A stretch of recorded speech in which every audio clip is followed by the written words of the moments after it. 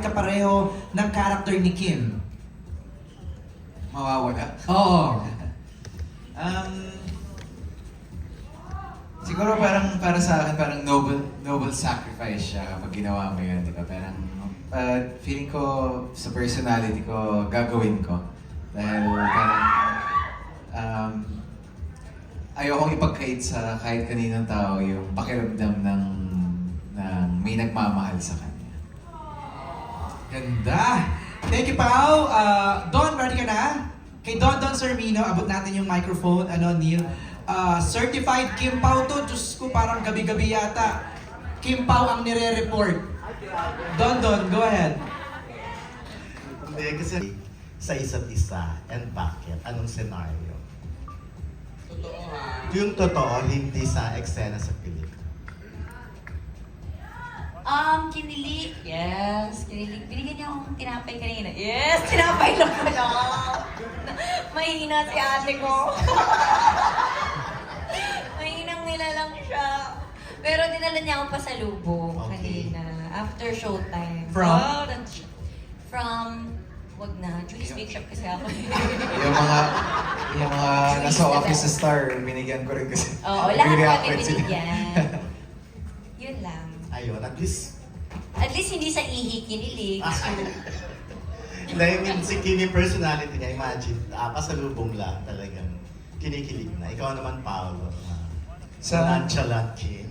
Hindi naman ba, Sir Dandan? Sa amin kasi mga lalaki, parang di ko alam kung paano i-explain yung kilig sa amin eh. Dahil parang, ewan ko kung siguro, Ayan. ngayon. Yung background music, oh. Kailan ba? Siguro pag nakikita ko sa baonan ni Kim na may gulay, tapos walang halong karne, parang, uy! Medyo kinikilig. Kilig siya dun sa cook namin. Yes, Hindi, sabi. malaking bagay because di ba para maisip lagi ni Kim si Pao na Kasi nga, nag-a-adjust ng baon. Nag-a-adjust. Adjust baon. talagang part na ng buhay nila ang isa't isa. Ayan. Thank you very much. Ayun na lang muna, MJ. Thank you, Don. Maraming salamat. Our next set of questions ay galing kay this film. New thing I've learned.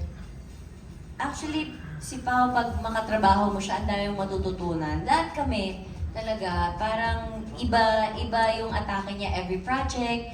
Lin lang, sobrang serious na, hindi siya makausap. Nung What's Wrong with Secretary Kim, naging funny siya. Ngayon, super funny na siya. Yung ang dami niya ng comedic timing, yung iba, parang syempre nakakakaba din pag nakakatrabaho mo lagi yung tao. And hindi mo alam kung ano yung susunod mong may offer as screen partner, di ba? Parang there's always something new pag nakakatrabaho mo yung isang Paolo Avellino. Yeah! Kasi very dedicated siya, so may hiya ka kung hindi mo iibahin. Kasi nag-iba siya eh. Yung iba yung atake niya, iba yung, alam, paano ito isa ng atake ko? So, iniba ko na lang din yung serious tayo ng content. Kasi parang mas napupush ka to be a better actor kapag katrabaho mo siya. Hindi ka lang adjust baon, adjust acting ka rin, ha? Yes, adjust acting tayo, level tayo sa isang Paolo Avellino. Adjust lahat, no? Grabe. Adjust na nga eh. Parang any moment sasabog na siya. Okay. For Paolo, you've done a lot of movies with different leading ladies. You did I'm Drunk, I Love You, Fangirl, Ngayon Kaya, and Elevator last year. What is different with working with Kim in this one? Actually, now that I think about it, parang never lumampas ng 2 beses kung katrabaho lagi yung mga leading ladies natin. Either if it's in the sa series or sa movie. Sa pagkakaalala ko. Pero yung parang ngayon na natanong sa akin, parang siguro yung sagot ko dyan, parang hindi nakakasawang katrabaho si Kim.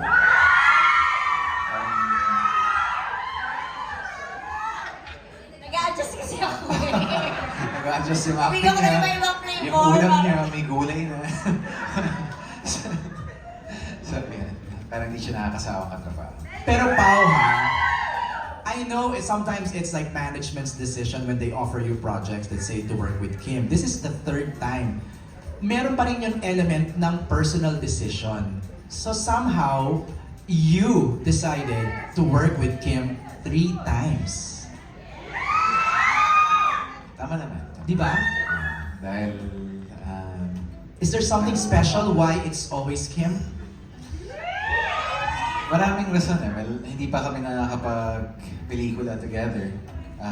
Tapos, rom-com rin. Parang hindi pa talaga ako nakakagawa ng rom-com na pelikula na with me starring in it.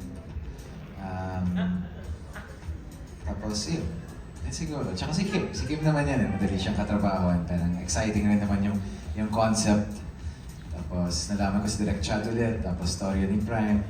Ayan. So, medyo exciting siyang... Na-excite rin akong gawin. Thank you, Pao. Okay, next from What's Up PH for Kim Chu. Recently, may nag-trending na article about Miss Wilma giving a hint na you're in a relationship. Parang report ko to sa TV pa to. With Paolo. Nakita ko to. Headline bukas, ngayon ang broadcast. Ito si Miss Wilma. Hindi, maling show yun. Yung sinabi mong yun. Mali ba yun? Ano ba Oo, yun? maling show yun, Ben. Pero okay lang. Anong masasabi mo rito? Maling show ba yun? Yes, Saan ba Ben. yun? Pero love Collab kita. na kasi ngayon ni collab. Oo, yeah. Mali. Siyempre kay MJ tayo. Ayan! MJ for life. O, ano mo na masasabi mo doon na binuking ni Wilma nag-hint? Buti pa siya alam niya. Ay, di na. Buti Wilma doesn't give hints. Oh, ano kayo? Kayo ang gulo-gulo nyo. Tapos, Explain mo, di explain. ba? Okay, anong headline? Wilma doesn't give hints. O, bakit nyo kino-question ngayon? Wala akong hint. Sabi nga sa'yo, ito naman madamot, ayaw magbigay ng hint. Okay. Nung tinanong ako kung sila ba, sabi ko, kasi lagi sila sa tent eh. O, masama ba yun? Tapos, sila ba? Parang. Tapos, yun yun. O, tapos yung nag-headline, Wilma doesn't give hint. So, hindi yung totoo. Wilma doesn't said. Doesn't nga, di ba? Actually, si Miss Wilma, ano talaga siya? Push na push. Gusto niya nga gumawa ng GC, di ba? Hindi ako sila. Sila gumawa ng pala. GC. Ikwento mo yung GC mo. Kasi sabi po namin dun sa GC, gagawa sila ng GC, update kami ni Kim. So, pag nabuo na yung GC na yon, meron ng update si Kim sa akin. Ano sasabihin mo? Kami na! Kanan! Pero wala pa kasing GC. So, wala pang GC. So, wala pa po kami ma-update. Alright. Tag-alright na lang ako, no? Okay, next question. Kaya naman galit, MJ. Mali No, pa rin sinabi binabasa ko kong kasi itong tagline. ang ganda na itong next question. Ang ganda, mula kay Chad ng Manila Feed.